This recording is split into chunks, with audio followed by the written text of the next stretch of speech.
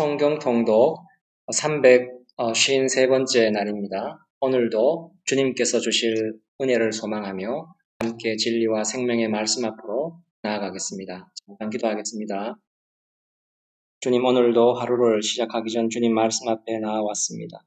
주님 말씀이 생명이요 진리임을 믿습니다.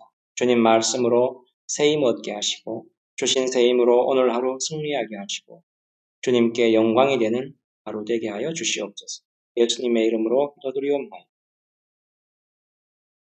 오늘 읽을 말씀은 히브리서 11장에서 13장까지의 말씀인데 오늘은 13장을 함께 읽고 나머지는 개인적으로 읽어주시면 감사하겠습니다.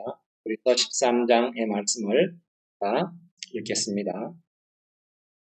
형제 사랑하기를 계속하고 손님 대접하기를 잊지 말라. 이로써 부지 중에 천사들을 대접한 이들이 있었느니라. 너희도 함께 갇힌 것 같이 갇힌 자를 생각하고 너희도 몸을 가졌은즉 학대받는 자를 생각하라. 모든 사람은 결혼을 귀히 여기고 심소를 더럽히지 않게 하라. 음행하는 자들과 간음하는 자들을 하나님이 심판하시리라. 돈을 사랑하지 말고 있는 바를 족한 줄로 알라. 그가 친히 말씀하시기를 내가 결코 너희를 버리지 아니하고 너희를 떠나지 아니하리라 하셨느니라. 그러므로 우리가 담대히 말하되 주는 나를 돕는 이시니 내가 무서워하지 아니하겠노라. 바람이 내게 어찌하리요 하노. 하나님의 말씀을 너희에게 일러주고 너희를 인도하던 자들을 생각하며 그들의 행실의 결말을 주의하여 보고 그들의 믿음을 본받으라. 예수 그리스도는 어제나 오늘이나 영원토록 동일하시니라. 여러 가지 다른 교훈에 끌리지 말라. 마음은 은혜로서 굳게함이 아름답고 음식으로서 할 것이 아니니 음식으로 말미암아 행한 자는 유익을 얻지 못하였느니라. 우리에게 제단이 있는데 장막에서 섬기는 자들은 그 제단에서 먹을 권한이 없나니 이는 죄를 위한 짐승의 피는 대제사장이 가지고 성소에 들어가고 그 육체는 영문 밖에서 불사름이라. 그러므로 예수도 자기 피로써 백성을 거룩하게 하려고 성문 밖으로 고난을 받으셨느니라. 그런즉 우리도 그의 치욕을 짊어지고 영문 밖으로 그에게 나아가자. 우리가 여기에는 영구한 도성이 없으므로 장차 올 것을 탐나니 그러므로 우리는 예수로 말미암아 항상 찬송의 제사를 하나님께 드리자.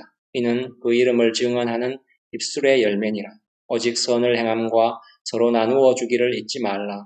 하나님은 이 같은 제사를 기뻐하시느니라. 너희를 인도하는 자들에게 순종하고 복종하라. 그들은 너희 영혼을 위하여 경성하기를 자신들이 청선할 자인 것 같이 하느니라. 그들로 하여금 즐거움으로 이것을 하게 하고 근심으로 하게 하지 말라. 그렇지 않으면 너희에게 유익이 없느니라. 우리를 위하여 기도하라. 우리가 모든 일에 선하게 행하려 하므로 우리에게 선한 양심이 있는 줄을 확신하노니 내가 더 속히 너희에게 돌아가기 위하여 너희가 기도하기를 더욱 원하노라. 양들의 큰 목자이신 우리 주 예수를 영원한 언약의 피로 죽은 자 가운데서 이끌어내신 평강의 하나님이 모든 선한 일에 너희를 온전하게 하사 자기 뜻을 행하게 하시고 그 앞에 즐거운 것을 예수 그리스도로 말미암아 우리 가운데서 이루어지기를 원하노라. 영광이 그에게 세세 무궁토록 있을지어다. 아멘. 형제들아, 내가 너희를 원하노니 권면의 말을 용납하라. 내가 간단히 너희에게 썼느니라. 우리 형제 디모데가 너인 것을 너희가 알라. 그가 속히 오면 내가 그와 함께 가서 너희를 보리라. 너희를 인도하는 자들과 및 모든 성도들에게 문안하라. 이달리아에서 온 자들도 너희에게 문안하느니라. 은혜가 너희 모든 사람에게 있을지어다. 아멘.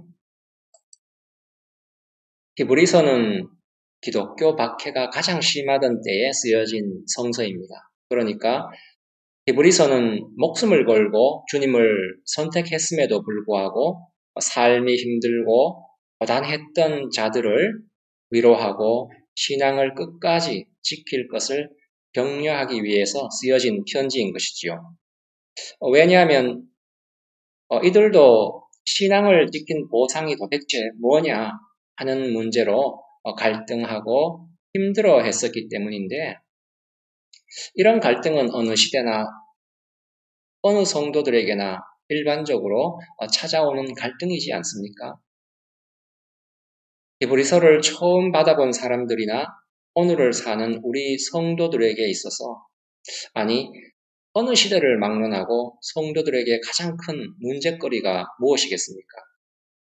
바로 예수 믿는 것이 현실적으로 보상되리라는 그런 기대를 가지고 있지만, 그런 기대는 현실적으로 이루어지지 않는다는 것 아니겠습니까? 예수를 믿으면 승리하고, 예수를 믿으면 형통하고, 예수 믿으면 이 세상에서 크게 쓰인다는 식으로 세상에서의 보상을 강조해왔던 게 지금까지의 한국교회의 주된 흐름이었고, 지금도 별반 다를 게 없는 것이 사실입니다. 그러나 성경은 그렇게 얘기하고 있지 않습니다. 세상은 어떻습니까? 세상은 영원한 하나님 나라에는 관심이 없습니다. 세상은 우리에게 뭐라고 가르칩니까? 남에게 지지 말고 남보다 더 올라서라고 하지 않습니다. 그래야 알아준다는 것이죠. 한마디로 자신을 증명해 보이라고 가르치는 겁니다. 그러나 성경이 우리에게 가르치는 것은 전혀 다른 것입니다. 예수를 믿고 경건과 거룩함을 연습하고 그래서 영원한 나라를 준비하라고 가르칩니다. 그 일을 방해하는 세상과 타협하거나 세상에 미혹되지 말라고 가르치고 있는 것이죠. 세상이 우리를 미혹하는 것들이 뭐가 있겠습니까? 많이 있죠. 그런데 그 대표적인 것이 뭐겠습니까? 그 모든 것을 대표하는 것이 바로 돈인 것입니다. 하나님 믿는 사람들에게까지 돈 문제를 거론해야 되는 것은 우리가 사는 세상에서 돈이 가진 위력이 대단하기 때문이죠. 더구나 지금까지도 우리 신앙의 보상이 세상의 것으로 보상될 것이라는 이런 기대를 여전히 가지고 있기 때문에 돈은 성도들의 마음속에까지 찾아오는 커다란 시험거리가 됩니다. 돈이 무엇인지, 우리의 신앙이 어떻게 보상받는지, 성도된 자가 세상 사람들과 어떻게 다른지에 대한 분명한 이해가 없으면 우리는 신앙의 길에서 큰 혼동과 시험에 빠질 수밖에 없습니다. 오늘 히브리서 13장 5절에는 돈을 사랑하지 말라는 말이 나오는데 이것을 좀 나누어 봄으로써 우리가 신자의 받는 보상, 또 신자가 걸어가야 할 길, 이런 것들에 대해서 잠깐 나누어 보고자 합니다. 디모데전서 6장에는 우리가 잘 아는 말씀이 나오죠. 돈을 사랑하는 것이 일만하게 뿌리가 된다는 이 말씀이 나오는데 돈을 사랑하는 것이 일만하게 뿌리가 된다고 말하고 있는데 여기서 말하는 돈은 돈 자체를 말하는 것이 아니라 돈으로 할 수 있는 것을 목표로 하는 것을 말합니다. 돈으로 할 수 있는 것이 대표적으로 무엇이 있습니까? 이 세상에서의 자존심이나 우월감이나 쾌락이나 또 그것으로 자기를 치장하는 것, 이런 것들이죠. 돈으로 할 수 있는 것, 이런 것들을 생각해보면 다 자기를 위한 것들입니다. 그래서 돈을 사랑한다는 것은 자기를 사랑하는 것이고 자기 사랑이죠. 돈은 어떻습니까? 우리가 소원하는 것을 대부분 다 이루어 주지 않습니까? 아까 좀 전에 방금 말했듯이 우리의 자존심을 키워주고 우리가 다른 사람보다 잘난 사람이라는 것을 증명해주는 이 세상에서 통용되는 최고의 자기 증명 방법 아니겠습니까? 그러나 하나님을 사랑하는 자는 자기 자신은 남다르다는 자기 증명을 하지 않지요. 신앙이란 자기를 증명하고 자기를 치장하는 것이 아니라 하나님으로부터 오는 의와 진리와 거룩함과 생명과 영원에 속한 것을 소유하는 것 아니겠습니까? 이런 것을 소유함으로 하나님을 증명하고 자기 자신을 이런 것들로 가꾸는 것이죠. 이런 것들은 어떻습니까? 돈으로 사지 못하고 하나님에게 속한 신령한 것이기 때문에 돈으로는 살 수 없는 것입니다. 하나님의 속한 것들, 그러니까 진리나 거룩함이나 생명이나 영혼을 소유하지 못하면 신앙이라는 것도 자기 치장에 불과할 수 있습니다. 그럼에도 불구하고 많은 성도들이 돈을 사랑하는 일에 그렇게 많이 저촉이 되고 돈이라는 시험에 빠지고 돈이라는 올무에 걸리는 이유가 뭐냐 하면은 그것은 하나님께서 우리의 신앙을 이런 식으로 보상한다고 믿기 때문이죠. 그러니까 이 세상을 살아가는데 형통하고 필요한 것으로 우리의 신앙을 보상할 것이라고 하는 그런 기대를 가지기 때문입니다. 돈이 뭔지 좀 더 알아보자면 골로새서 3장에 우리가 잘 아는 또 말씀이 나오는데 탐심은 우상 숭배니라 이런 말씀이 골로새서 3장 5절에 그러므로 땅에 있는 지체를 두기라 곧 음란과 부정과 사욕과 악한 정욕과 탐심이니 탐심은 우상 숭배니라 이렇게 말씀하고 있는데 이 말씀이 한마디로 탐심은 우상 숭배다 이 말씀입니다. 탐심은 우상 숭배라고 하고 있는데 여기서 말하는 탐심이란 우리가 보통 이해하는 탐욕스러운 마음이나 부도덕한 욕심이 아니라 간절한 소원을 말합니다. 인간이 가지는 간절한 소원이 뭐겠습니까? 한마디로 아까 말한 내가 누구다라고 남 앞에 당당하게 자기를 내세우고자 하는 그런 자기 증명들이죠. 그래서 그것들로 다 자기를 치장하는 것들입니다. 이런 자기 증명, 자기 치장을 할 수 있게 해주는 게 뭡니까? 돈이지요.